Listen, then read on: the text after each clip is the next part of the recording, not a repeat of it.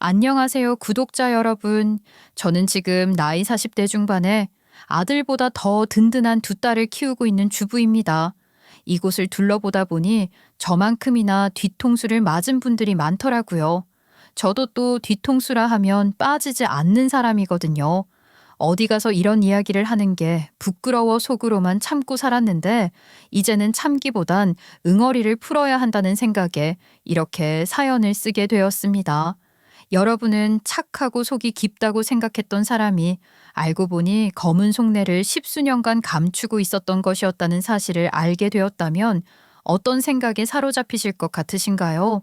저는 정말 사람이 본인의 속내를 감추려면 이렇게까지도 가능하구나 하는 사실을 알게 되었습니다. 절대 그럴 것 같지 않았던 사람이라 끝까지 믿고 싶었는데, 한순간에 추악한 속내를 드러내게 된 그날의 일을 지금부터 시작해 보도록 하겠습니다. 저는 부족함 없이 자랐을 거란 주변의 시선이 늘 부담스러웠던 아이였습니다. 어릴 적부터 아버지께서는 동네에 자리를 잡으시고 오랜 시간 병원을 운영하셨었거든요. 동네 사람들이 전부 다 찾아와서 넋두리도 하고 또 진료도 받고 약도 타가는 그런 사랑방 같은 병원이었습니다. 정형외과를 운영하고 계셨었는데, 처음에는 아주 작은 자리에서 운영을 하시다가 친절하신 아버지의 성품에 단골 환자들이 늘어나게 되면서 점점 확장 이전을 하게 되었습니다. 저희 아버지께서는 정말 성실하신 분이셨습니다. 남이라고 해서 정말 남처럼 대한 적이 단 한 번도 없으셨거든요. 동네 사람들이 수많은 정형외과 중에서도 콕 집어서 저희 아버지 병원에 찾아오시는 데엔 다 이유가 있기 마련이지 않겠습니까? 저희 아버지께서는 정말 누가 봐도 존경하고 싶은 성품을 가지신 분이었거든요. 혼자서 운영을 하시다가 환자가 늘어나고 병원의 규모가 커짐에 따라 물리치료실도 늘어나게 되었지요.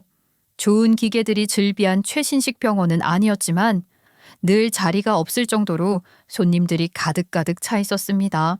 저는 그런 저희 아버지가 참으로 대단해 보이고 멋있어 보였습니다. 발음 정형외과 집딸, 그게 저의 수식어였죠. 하지만 저 말이 부담이 되었을 때도 있었습니다. 말 맞다나 발음 정형외과 집 외동딸이 어디 가서 사고라도 치면 소문이 쫙 날 것 같았거든요. 동네 사람들은 저를 모르는 사람들이 없었고, 가끔은 그 잣대가 숨막히게 어려웠던 적도 있었습니다. 남부럽지 않은 의사집 딸, 누구보다 존경스러운 발음 정형외과 원장 딸이라는 틀 때문에 저는 늘 공부도 열심히 해야 했습니다. 남들 눈에는 저도 아버지를 따라 의사가 될 거란 인식이 있었기 때문이었죠. 동네에서 30년 넘게 병원을 운영하시면서 나중에는 건물까지 통째로 쓸 만큼 규모가 커졌으니 제가 얼마나 부유하게 부족함 없이 살았을 거라 생각을 했을까요? 하지만 저에게도 남들에게 말을 하지 못한 부족함이 있었습니다. 친구들은 항상 저에게 모자랑이 없어서 너무 좋겠다고, 저희 집안 딸로 태어났으면 너무나도 행복했을 거라고 말을 하곤 했지만, 저도 남들에게 말하지 못하는 속안의 응어리가 있었죠. 그건 바로 우리 엄마였습니다.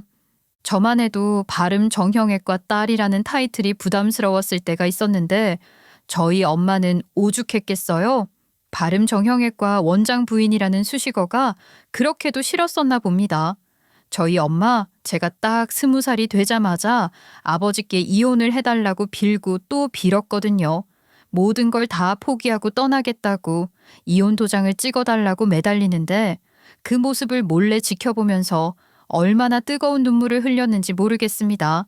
사실 저는 어렴풋이 알고 있기도 했어요. 저희 엄마가 아주 오랜 시간 바람을 피우고 있었다는 사실을요.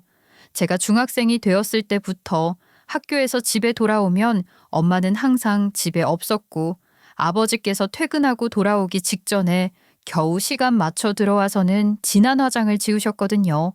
뭐가 그렇게 좋은지 밖에 나갔다 돌아오는 날에는 콧노래를 흥얼거렸고, 누군가를 위해서 편지를 쓰는 것도 봤거든요.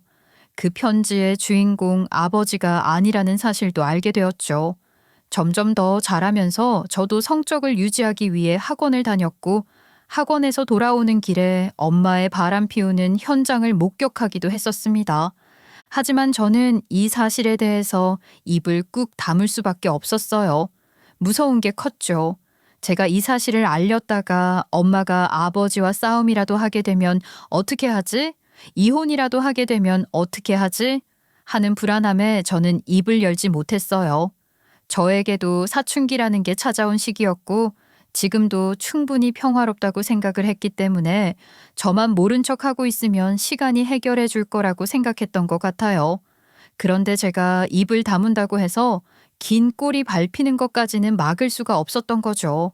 아버지께서도 엄마의 외도를 눈치챘고 저를 위해서 제가 성인이 될 때까지만 참아달라고 부탁을 하셨던 겁니다. 그리고 그 사이에 엄마가 다시 가정으로 돌아오길 간절히 바라셨던 것 같아요. 하지만 엄마는 결국 돌아오지 않았고 제가 20살이 되자마자 모든 걸 던져버리고 떠나셨습니다. 저는 그런 엄마가 너무나도 원망스럽고 싫었고 미웠습니다. 정말 엄마가 너무 혐오스럽다고 느껴질 만큼 미웠어요. 변명은 하지 않을게. 엄마는 항상 이 자리가 부담스럽고 싫었어. 나도 누구의 엄마, 누구의 와이프 말고 내 이름으로 살고 싶어. 지금이라도 늦지 않았다고 생각하고 있고. 저는 그런 엄마에게 아무런 대꾸도 해주지 않았습니다. 본인 배로 낳은 자식을 두고 본인을 인정해주는 남자에게 가겠다고 하는데 어찌 배신감을 느끼지 않을 수가 있겠습니까? 저는 그렇게 20살이 되었고 엄마의 빈자리를 애써 무시하며 대학에 진학했어요. 그때쯤 아버지께서는 큰 건물로 이사를 해서 병원을 재오픈하셨고 동네 사람들은 역시 발음 정형외과 원장이 대단하다고 확장 이전을 한 병원에 더욱더 많이 찾아와 주었습니다. 이쯤에서 제 남편과의 2년 동안 이야기를 해야 할 것 같습니다. 제 남편은 소위 말하는 개천에서 용이 된 케이스였습니다. 어릴 때부터 가난했던 집안의 도움 하나 받지 못하고 혼자서 공부를 해서 죽어라 노력한 결과 의대에 진학을 한 사람이었지요. 저와는 대학 봉사 연합 동아리에서 인연이 닿게 되었습니다. 저는 아버지의 투철한 봉사 정신을 빼닮아 어릴 때부터 봉사 쪽에 관심이 많았거든요. 대학을 다니던 당시 저에게는 남자친구가 있었는데 지금 제 남편이 그 전 남자친구의 절친이었습니다. 무슨 족보가 이러냐고 하실 수도 있는데 사정이 있었어요. 저는 첫 남자친구고 첫 연애였기 때문에 정말 열정적인 사랑을 했었는데 남편이 어느 날 저를 붙잡고 이런 이야기를 하더라고요. 내가 이런 이야기를 하는 게 맞는지 모르겠는데 너한테 꼭 말을 해줘야 할 것 같아서. 민수 말이야. 양다리야. 너 말고 다른 여자친구가 하나 더 있어. 바람을 피우고 있다고. 그러면서 저에게 증거라고 사진을 들이미는데 정말 제 남자친구가 다른 여자랑 손을 잡고 웃으면서 걸어가는 사진부터 시작해서 누가 봐도 연인의 분위기가 물씬 피어나는 모습이 보여지는 사진들이 쭉쭉 나오더라고요. 그 사진을 보는데 속이 부글부글 끓는다기보단 마음이 차갑게 식더라고요. 저는 엄마의 영향 때문에 바람이라는 걸 극도로 혐오했기 때문이었어요. 저는 바로 사귀던 남자친구와 헤어지게 되었는데 제 남편이 그런 쓰레기와는 친구로 남고 싶지 않다며 제 곁으로 다가와 주었습니다. 그런 쓰레기 같은 인간 때문에 상처를 받지 않았으면 좋겠어. 내가 옆에서 위로가 될 수 있을지 모르겠지만 항상 널 지켜주는 좋은 사람이 되고 싶어. 수줍게 저에게 진심을 표현하는데 그게 싫지 않았어요. 평소에도 봉사를 열심히 해서 좋게 보고 있었기 때문에 마음이 움직인 것도 있었죠. 저희는 첫눈에 반했다거나 열정적으로 불타오르는 사랑을 한 것은 아니었지만 아주 천천히 스며들듯이 자연스럽게 사귀게 되었고 남편이 전문의가 되어서 결혼을 하게 되었습니다. 남편의 전공 또한 아버지와 같은 정형외과였기 때문에 남편은 저희 아버지 병원에서 일을 하기 시작했어요. 그리고 저는 딸 쌍둥이를 낳아 누구보다 행복한 시간을 보내게 되었습니다. 결혼하고 나서 저를 힘들게 하는 건 몇 가지 없었어요. 아무것도 모르는 상태에서 시집을 온 터라 집안일이 익숙치 않다는 점, 쌍둥이를 키우는 건 몸이 2배가 아니라 10배로 힘들다는 점 정도였달까요? 제일 중요한 게 하나 있었네요. 바로 시댁의 제사였습니다. 저희 시댁 집안은 제사를 정말 빡빡하게 빡세게 지내는 집이었어요. 사실 저는 결혼 전에는 제사라는 걸 어떻게 지내야 하는지 제사상을 어떻게 차려야 하는지 전혀 몰랐거든요. 그도 그럴 것이 저희 친가 식구들은 하나같이 바빠서 명절이든 생신이든 무슨 일이 있을 때마다 모여서 밖에서 식사를 하는 게 전부였거든요. 그러니까 온 가족이 집에 모여서 음식을 만들고 상을 차리고 절을 드리는 게 생소할 수밖에 없었죠. 그런데 보통은 제사를 빡빡하게 지내는 집이라 하면 유교 사상을 중요시 생각할 것 같고 편견이라는 게 생기는 법 아니겠어요? 저에게도 그런 편견이 하나 있었어요. 남편네 집안이 워낙 대가족이고 사이도 좋고 유교 사상이 있는 집안이다 보니까 제가 한부모 가정에서 자라왔다는 사실을 탐탁치 않게 생각하실 것 같다고 느꼈었죠. 편부 가정에서 자란 저를 곱게 봐주실 것 같지 않았어요. 게다가 남편은 의사였잖아요. 물론 저희 집안도 따지자면 의사 집안이지만 남편은 또 개천에서 용이 된 케이스고 하니 아들 부심이 엄청날 것 같았거든요. 제사를 지낼 줄도 모르고 방법도 모르고 하니 처음부터 엄청나게 혼쭐이 나겠구나. 엄마가 없이 자라서 가정교육도 못 받았구나 하는 소리를 들으면 어떻게 대처를 해야 할지 모르겠다는 생각만 머릿속에 가득했는데 그건 정말 쓰잘데기 없는 걱정이었습니다. 첫 만남부터 저를 보고 한박 웃음을 지으시던 시어머니께서는 정말 누구보다 따뜻하게 저를 맞이해 주셨거든요. 정말 저를 딸처럼 생각해 주시는 듯 했습니다. 걱정했던 것과는 달리 너무나도 잘해 주셔서 오히려 제가 더 잘해야겠다는 생각이 들었어요. 어쩜 이렇게 얼굴도 복스럽게 생겼을까? 우리 아들이 어떤 여자를 데리고 오려나 했는데 내 마음에 쏙 든다. 아주 100점짜리 며느리야. 어머님, 저도 어머님이랑 한 가족이 될 수 있어서 정말 행복해요. 앞으로 저도 열심히 배워나갈게요. 모르는 점이 많은데 많이 알려주셨으면 좋겠어요. 얘는 내가 알려준다고 해봐야 잔소리밖에 더 되겠어. 부부가 서로 맞춰가면서 살면 되지. 내가 살림살이 같은 거 참견해봐야 서로에게 안 좋은 거야. 우리 집안에서 딱 해야 되는 일만 내가 알려주마. 그 외의 부부 생활은 알아서들 맞춰가도록 해. 알았지? 저희 시어머니께서는 정말 인자하신 얼굴로 저에게 제사 지낼 때만 뭘 해야 하는지 알고 있으면 된다고 하나하나 차근차근 알려주셨어요. 제가 서툴러서 잘 따라하지 못하면 직접 시범도 보여주시고 몇 번의 실수를 해도 화 한 번 내지 않으시고 천천히 알려주셨습니다. 저는 정말 감사했어요. 제가 봐도 답답한 부분이 있는데 그 부분을 전부 이해해 주셨거든요. 그렇게 저는 시댁길에 앞장서서 더 잘하고 싶은 마음에 열심히 노력을 했습니다. 명절이든 제사든 상관없이 제가 제일 먼저 가서 일손을 도와드렸고 남편이 늦장을 부리면 저 혼자 먼저 시댁으로 달려가서 준비를 하기도 했어요. 예쁨 받고 싶었거든요. 저도 모르게 엄마에 대한 부재가 있었던 건지 시어머니께 예쁨을 받는 게 엄마한테 예쁨을 받는 것 같은 기분이 들었어요.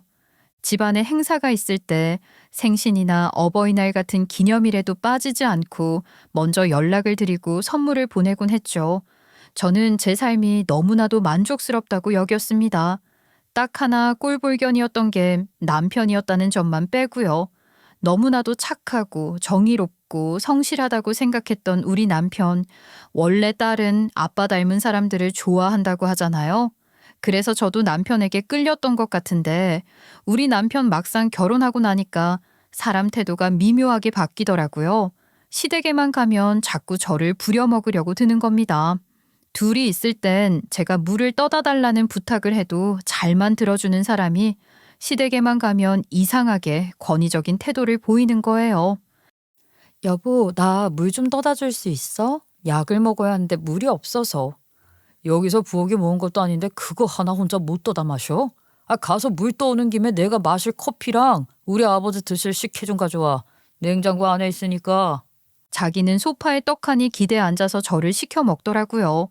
저는 가방에서 약을 챙기느라 남편에게 부탁을 했던 건데 제가 무릎 관절 쪽이 어릴 때부터 좀 약했는데 30대에 접어들면서부터 관절에 감기가 드는 것처럼 약한 염증 같은 게 생겨서 아버지께 약을 처방받아 먹고 있었거든요.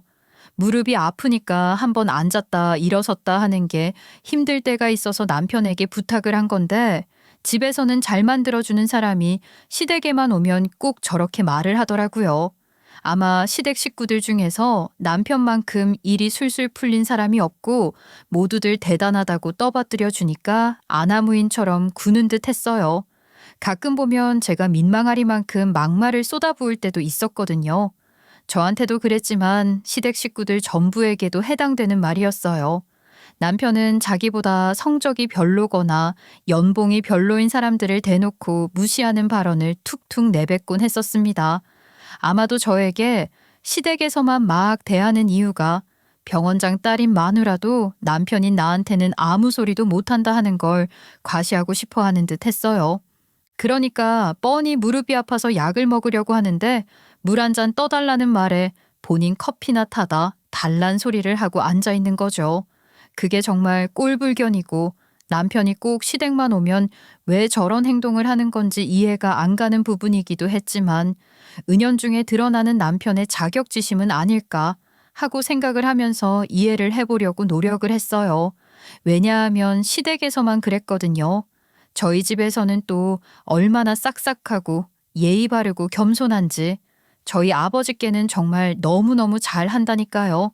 저희 아버지 식사부터 시작해서 아버지께서 평소에 위장이 별로 좋지 않으셨는데 3개월마다 집에 양배추즙에 양배추 한에 위에 좋다는 건 다 챙겨서 보내고 그랬거든요. 저희 집에 엄청나게 정성을 쏟아부으니까 저도 사실 시댁에서 남편이 꼴불견처럼 굴어도 찍소리 한 번을 안 하고 장단에 맞춰주곤 했었죠.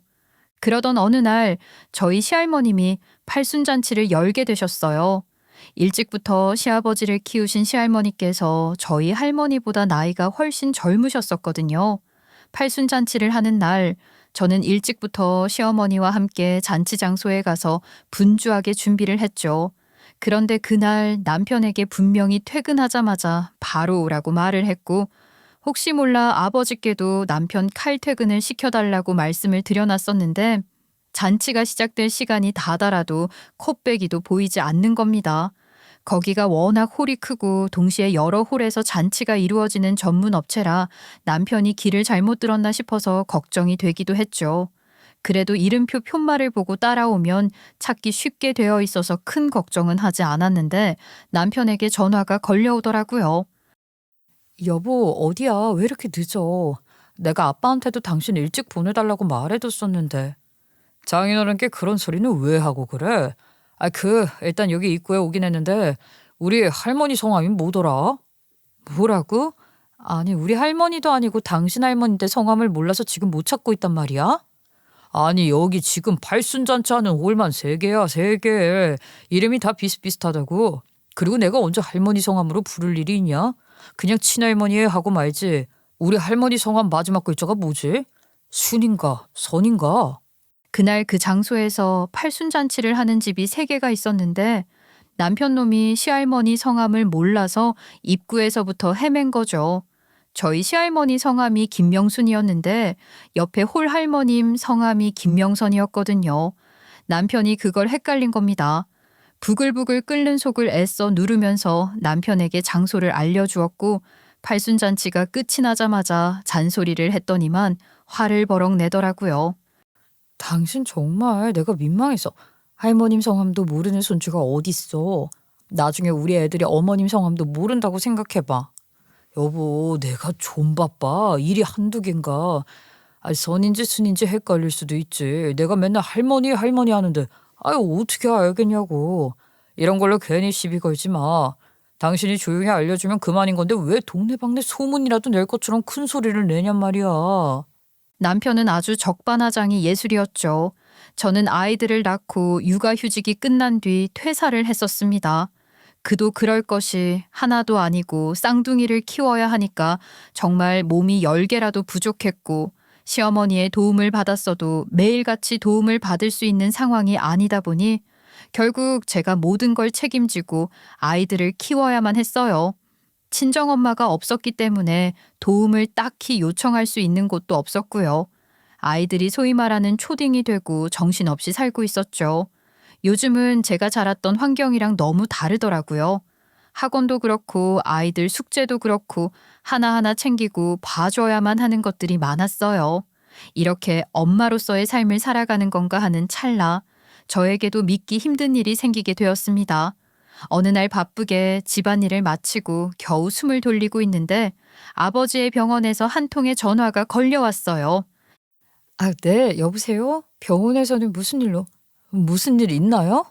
원장님께서 쓰러지셨어요. 지금 부원장님이랑 같이 큰 병원으로 가고 있긴 한데 아셔야 할 것 같아서요. 저희 아버지께서 쓰러지셔서 남편이랑 같이 대학원으로 이송되고 있다는 소식을 듣게 된 것이었습니다. 저는 너무 놀라서 손이 덜덜 떨렸어요. 아버지는 제 유일한 보호자였으니까요. 물론 저도 가정을 이루긴 했지만 자식과 남편의 느낌과 부모님은 다른 거잖아요. 저는 편부 가정에서 자랐기 때문에 아버지는 제 인생의 기둥이자 보호막이었죠.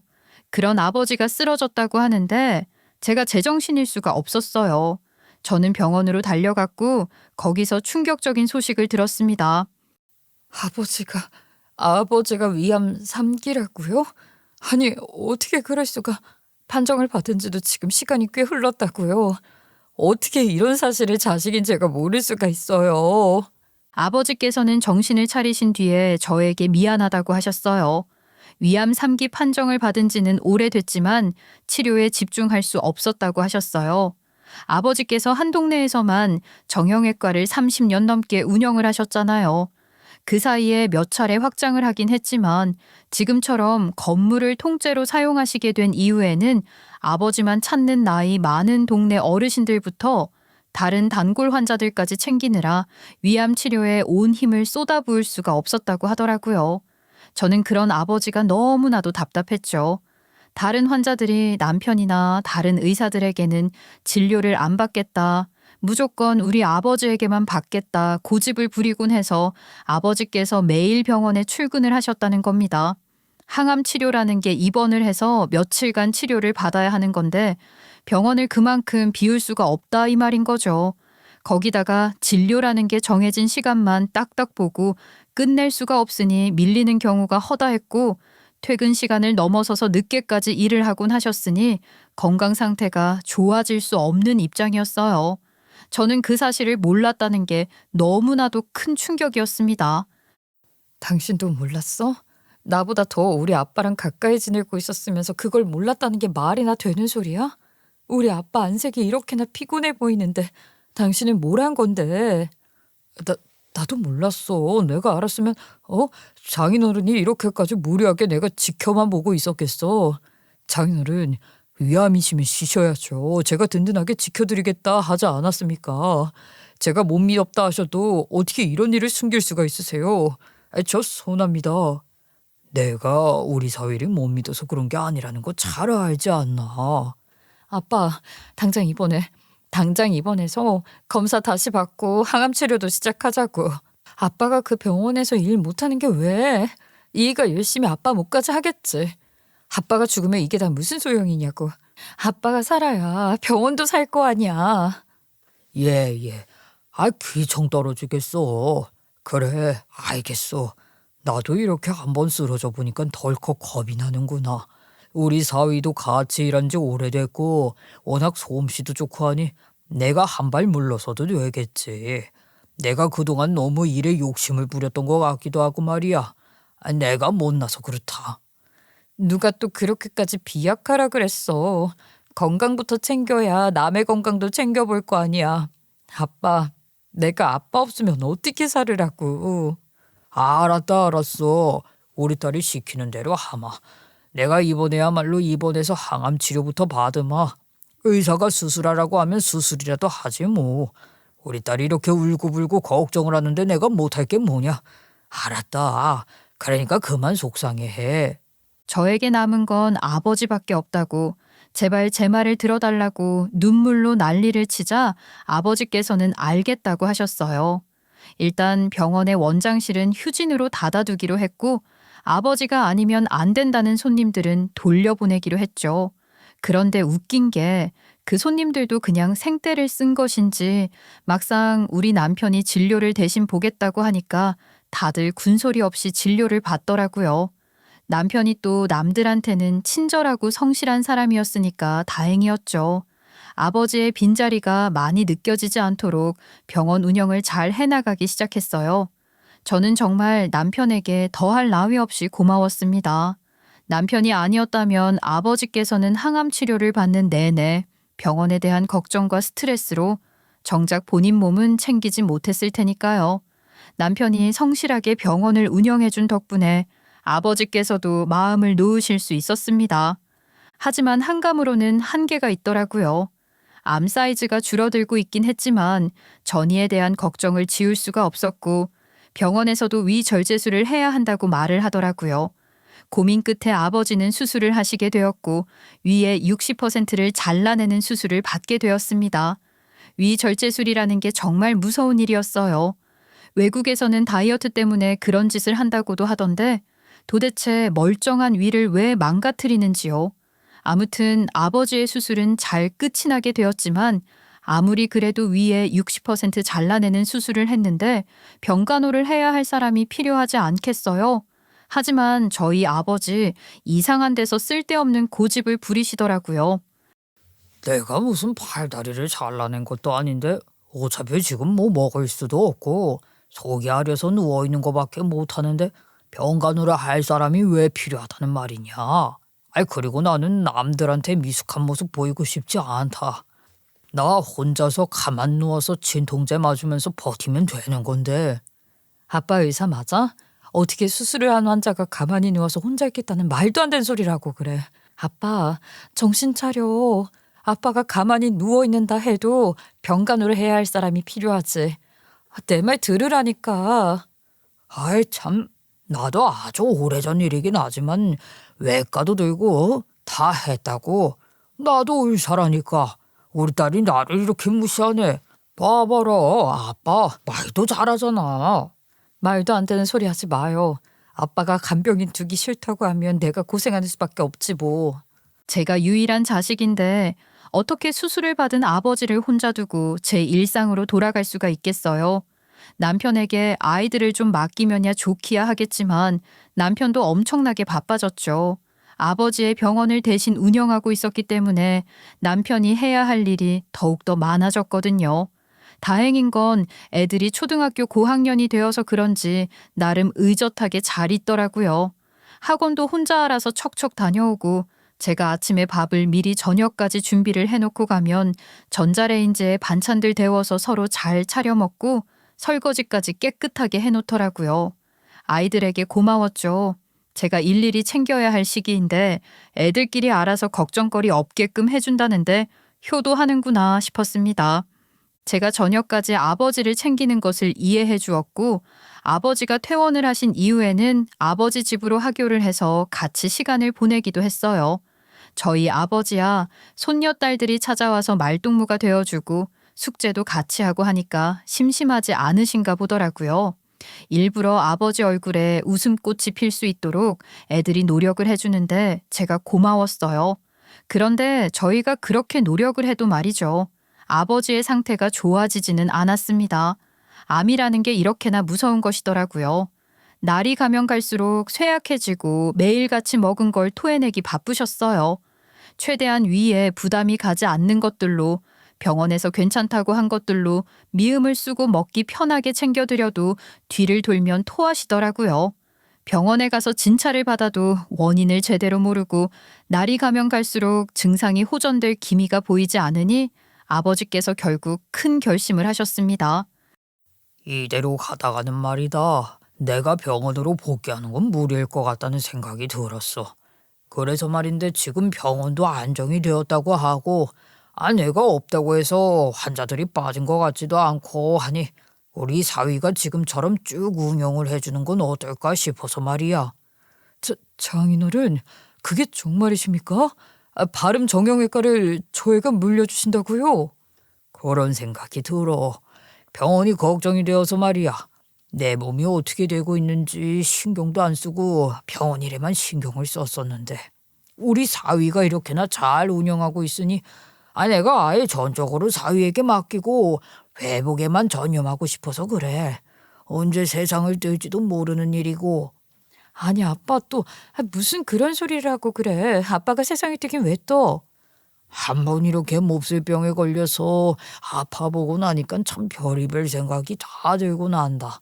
그냥 그럴 수도 있다. 이런 이야기를 하는 거지 않겠니? 나한테 아빠는 언제 어떤 일이 생겨도 강한 사람이었는데 언제 이렇게 약해진 건가 싶은 생각도 들고. 아빠 많이 힘들었지? 내가 더 열심히 아빠를 챙기고 도왔어야 했는데 정말 미안해. 우리 딸까지 없었으면 나는 징직에 큰일을 치렀겠지. 고맙다. 내 딸한테도 고맙고 든든한 우리 사위한테도 고맙고. 저는 눈물이 찔끔 나왔어요. 한 번도 제 앞에서 약한 소리를 한 적이 없는 아버지였는데 언제 이렇게 작아지셨나 싶더라고요. 저는 이상적인 모습만 꿈꿔왔었던 게 아닐까 하는 생각이 들면서 현실을 마주하게 되었죠. 어떻게 봐도 아버지께서 병원 일을 계속 하시는 것보단 남편이 물려받는 게 현실에는 맞는 일 같았어요. 그렇게 아버지의 병원은 남편이 물려받게 되었습니다. 그러자 우리 남편 아주 눈치도 없이 엄청나게 좋아하더라고요. 아버지께서는 정말 수십 년간을 운영해오던 병원을 사위에게 물려주게 되어서 나름의 섭섭함이 마음속 가득 있으신 것 같았는데 남편은 거기서 해벌쭉하고 있더라고요. 더 짜증났던 건 남편이 병원장 취임식을 성대하게 하고 싶다고 말을 했기 때문이었습니다. 아니 갑자기 무슨 병원장 취임식을 크게 하고 싶다고 말을 하고 그래. 당신이 뭐 실력으로 병원장 자리에 앉게 된 것도 아니고 꽁으로 앉은 거나 다름없는데. 그렇게 말을 하면 서운하지. 장인어른도 내 능력을 어느 정도 인정을 해주셨으니까 나한테 물려준다고 하신 게 아니겠어? 그게 아니라면 외부에서 데려올 수도 있는 건데. 아무튼 우리 부모님께서 병원장 자리까지 앉게 되었는데 잔치라도 해야 하는 거 아니냐고 성하셔. 근데 장인어른이 저렇게 아프신데 잔치를 어떻게 하겠어? 그냥 취임식이라도 아주 멋들어지게 제대로 했으면 좋겠다 이것이. 어머님하고 아버님이 그렇게 하고 싶다고 하셨다고? 내가 우리 집안에서는 제일 잘 풀린 사람이잖아. 친구들한테 자랑도 하고 싶고 좀 보여주고 싶으신가 봐. 몰래 잔치를 여는 것보다 그게 더 당당하고 보기 좋잖아.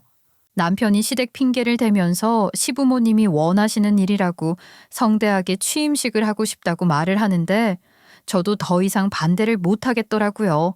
아버지께서 직접 남편에게 물려주시겠다고 한 것도 있으니까 어쩔 수 없이 알겠다고 했죠. 아버지께서도 그 일 자체에 큰 반대는 없으셨고요. 그래서 결국 시댁에서 원하는 대로 취임식을 했는데 진짜 시댁 식구들 눈치가 없어도 더럽게 없더라고요. 제가 어떤 마음으로 취임식을 열게 되었는지 뻔히 알면서 제 앞에서 한박 웃음을 짓고 우리 아들 아주 난리가 난 거죠. 아주 경사가 났다. 경사 났어. 우리 아들이 떡하니 이렇게 큰 병원에 원장 자리를 맡게 되다니. 우리 아들 정말 대단해. 능력 하나는 끝내준단 말이야. 당연하지. 우리 가족이 하나같이 힘들 때 혼자 스스로 공부해서 의대까지 가더니 이런 병원까지 떡하니 자제하고. 우리 아들 아니면 누가 하겠어? 진짜 내가 우리 형 때문에 아주 기가 팍팍 산다니까. 내가 내 친구들한테 이번에 자랑 연락 싹 다 돌린 거 알지? 우리 형 병원장 됐다고. 앞으로 아프면 우리 형 병원으로 오라고 말이야. 다들 배 아파 죽으려고 하더라. 내가 진짜 형 덕분에 기가 살아. 시댁 식구들은 하나같이 남편이 본인의 능력으로 병원장 자리를 차지한 것 마냥 치켜 세워줬어요. 저는 속에서 열불이 끓었지만 참았죠. 성대하게 취임식을 하고 싶다고 한 것부터 마음에 안 들었는데 마치 남편이 저희 아버지를 밀어내고 실력으로 자리를 차지한 것처럼 말을 하는데 누가 열불이 안 터지겠어요? 눈치 빠른 동서와 저희 딸들만 조용히 밥 먹더라고요. 그런데 더 기가 막힌 일이 생겼습니다. 아버지께서 큰 수술 후에 가끔 토하기도 하고 힘들어하긴 하셨어도 나름 회복이 잘 되고 있는 중이라고 해서 그렇게 생각을 하고 있었는데 가끔 오한이 든다고 하기도 하시고 멀쩡하다가도 토를 하는 경우가 계속 생기는 겁니다. 이상하다 싶어서 검사를 해보니 위랑 장이랑 연결이 되는 부분에 염증이 생긴 거였던 거예요. 그래서 아버지께서는 다시 한번 치료를 위해 입원을 하게 되셨습니다. 내가 이제 진짜로 몸이 많이 약해졌나 보다. 이제는 이렇게 숨을 쉬는 것도 힘든 것 같고 내가 언제까지 살아있을 수 있을지. 아빠 무슨 그런 약한 소리를 하고 있어. 아빠도 칠순 팔순 잠수 다 하고 누릴 거 다 누리고 가야지. 약한 소리를 하시는 아버지 때문에 속이 상해서 혼자 울기도 많이 울고 그랬죠. 그런데 정말 괘씸하게도 남편 놈이 얼굴 한 번을 안 비추더라고요. 병원 일이 바쁘다면서 말이죠. 참다 정말 열이 받아서 하루는 작정을 하고 병원이 얼마나 바쁜지 병원에 말도 없이 들이닥쳤죠. 그동안 시스템이라도 바꾼 건지 오전에 한 번, 오후에 한 번 예약을 하지 않으면 진료도 보기 힘들게 해놨고 무슨 각종 미용 주사들까지 놓는다고 홍보를 하고 있더라고요. 단골이시던 동네 어르신들은 한 분도 보이지 않았고요. 병원이 왜 이렇게 됐어? 언제부터 이렇게 강남 병원들처럼 손님 골라받기 시작했다고? 정형외과에서 보톡스가 무슨 말이야? 요즘은 이런 거 안 하면 장사가 안 된다니까. 언제까지 몇천 원짜리 물리치료만 해서 돈을 벌 수 있겠어? 안 그래? 장인어른 병원비도 만만치 않은데 잘 왔어. 나도 할 말이 있었는데 도통 시간이 안 나서 당신이랑 이야기할 틈이 없었네. 무슨 소리를 하려고? 설마 뭐 여기에 피부과도 차리겠다 그런 소리 하려는 건 아니지? 그게 무슨 말도 안 되는 소리야. 이거나 받아. 남편이 저에게 받으라며 들이민 것은 다름 아닌 이혼 소장이었습니다. 그 순간 정말 너무 허탈하고 기가 막혀서 웃음이 다 나오더라고요. 이게 뭐야 지금? 이혼 소장? 나한테 이혼하자고 이걸 들이미는 거야? 왜? 왜가 어딨어. 이혼하고 싶으니까 이혼하자고 하는 거지. 애들은 당신이 데려가서 키울 거지. 양육비는 거기 사인하고 나면 따로 조율하는 거로 하고 변호사 끼고 합의해도 되고. 갑자기 이혼이 무슨 말이냐고. 당신이랑 나랑 무슨 문제가 있었어 어쨌어. 문제? 문제랄 게 없었지. 당신이랑 나랑 서로 바빠서 잘 부딪힐 일이 없으니까. 근데 그게 무슨 부부냐? 남이나 다름없지. 나는 당신한테 받을 거 다 받은 것 같아. 이거야말로 위자료라고 생각해줬으면 좋겠어. 내가 당신에게 피해를 입힌 게 없는데 왜 내가 위자료를 줘야 해? 내가 유책 배우자야? 솔직하게 말해서 그동안 당신한테 기눌려 살았던 그 시간 동안 얼마나 스트레스를 받았는지 당신은 이해 못할 거야. 나 진짜 힘들었거든. 뭐가 어쩌고 어째? 우리 아빠 병원에서 일을 하면서 누구보다 꿀을 빨았던 게 누군데 당신이 스트레스를 받았다고 말을 하고 그래? 내 병원이 된 지가 언젠데 당신은 아직도 장인어른 병원이라고 하지? 그동안 장인어른의 처가 어르신들 비유 맞추느라 힘들었다. 내가 태생이 그런 사람이 아닌데 말이야. 싸바싸바 하느라고 힘들고 지쳤었다고. 1년에 몇 번이나 본다고. 내가 시댁에서 받은 스트레스는 나 몰라라 하고 지금 그 고작 몇 번의 만남 때문에 힘들었다고 말하는 거 양심이 없어도 너무 없는 거 아니야? 양심? 양심은 니가 없지.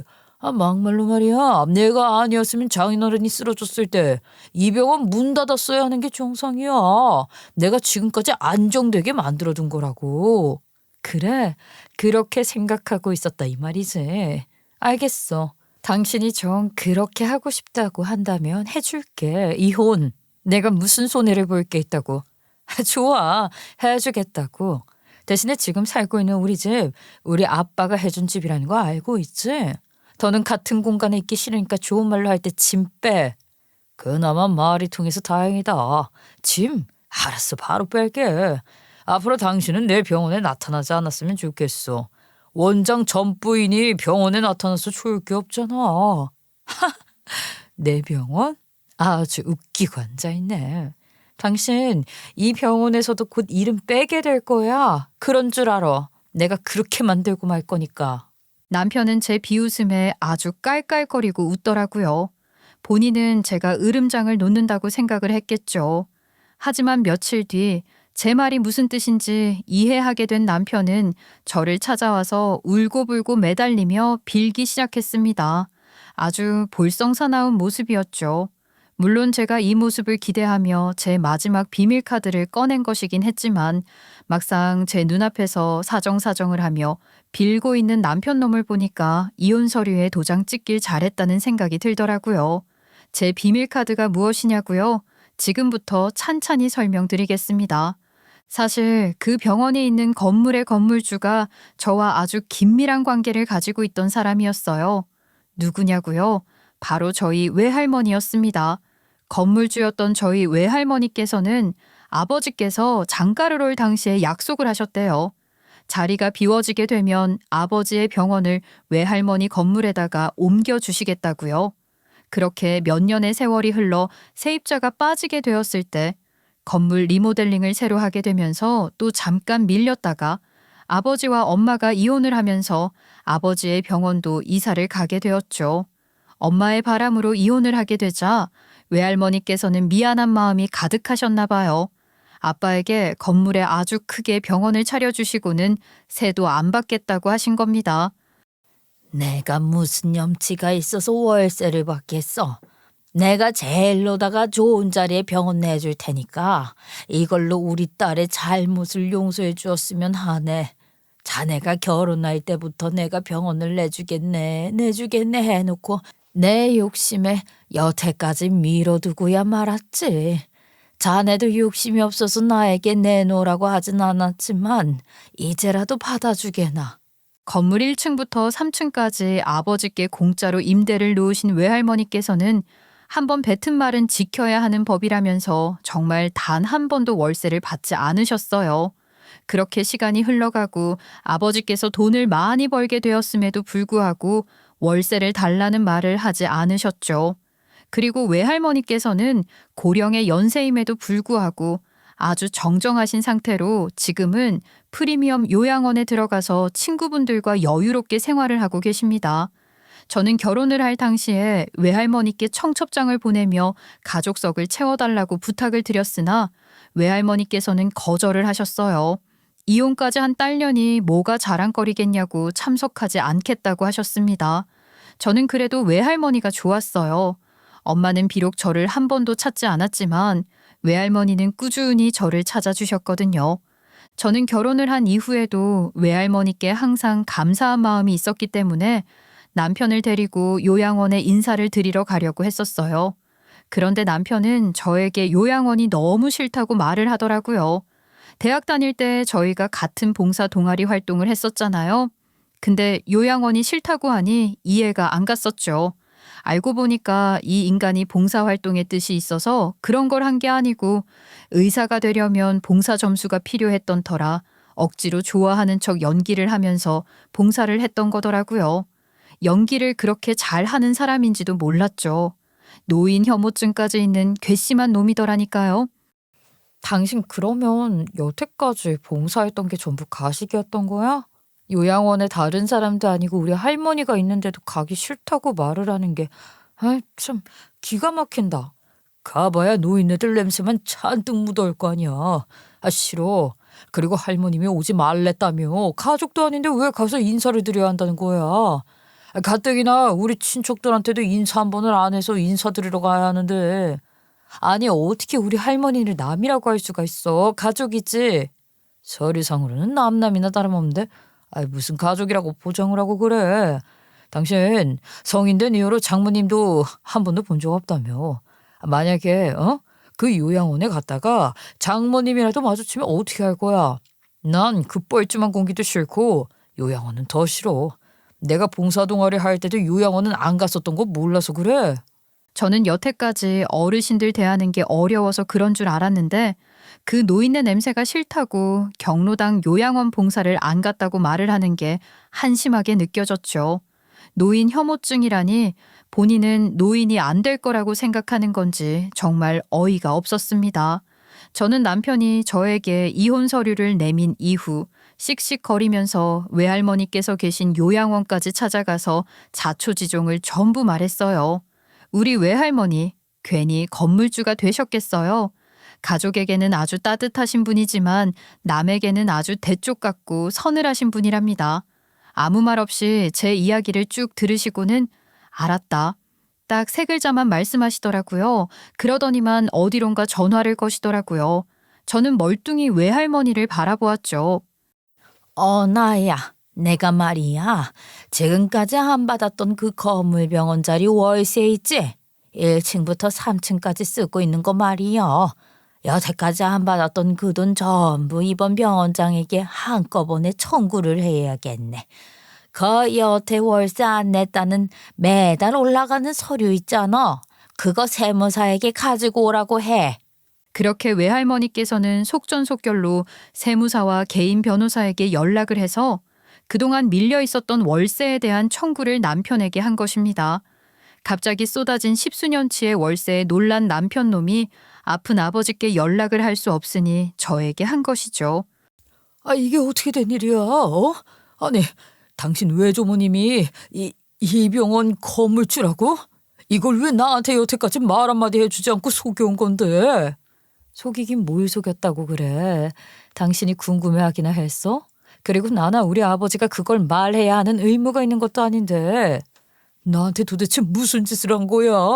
십수년치의 월세를 내라는 청구서가 날라왔다고. 내용 증명이랑 같이. 이거 빨리 처리 안 해주면 소송까지 청구하겠다는데 이게 무슨 소리야? 가족끼리 왜 이러는 건데? 누구랑 누가 가족인데? 우리 남이잖아. 당신이 그러지 않았어? 이혼하면 남이라며. 당신이랑 나 이혼할 거잖아. 남이잖아. 왜?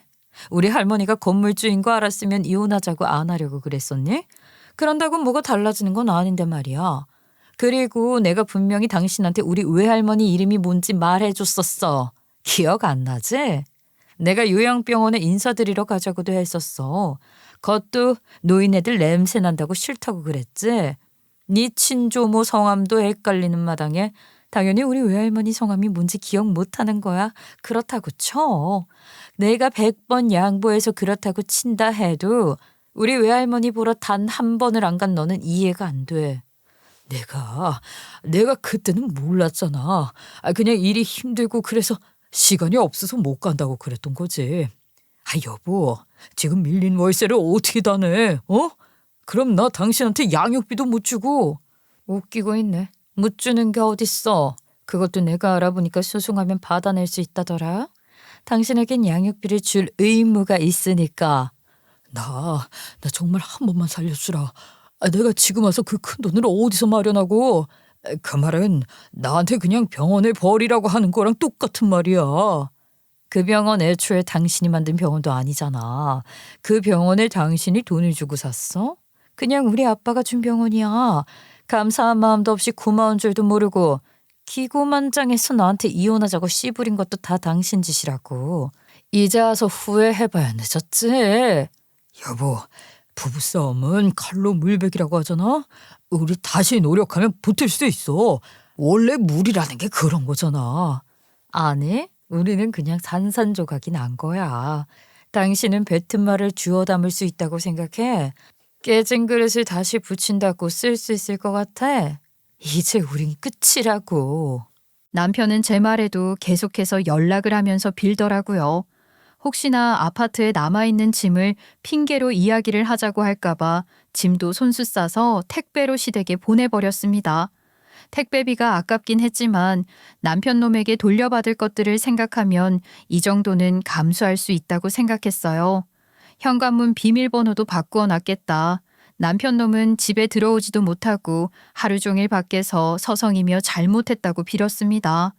계속해서 무시를 하니 택배를 받고 사정을 알게 된 시댁 식구들까지 전부 찾아와서 난리를 치더라고요. 물론 시댁 인간들에게 제가 악감정이 있는 건 아니었지만 마음을 굳게 먹었죠. 남편의 병원장 취임식 날 눈치도 없이 우리 아들 장하다면서 경사 났다고 말을 했던 게 저에게는 또 다른 상처이기도 했고요.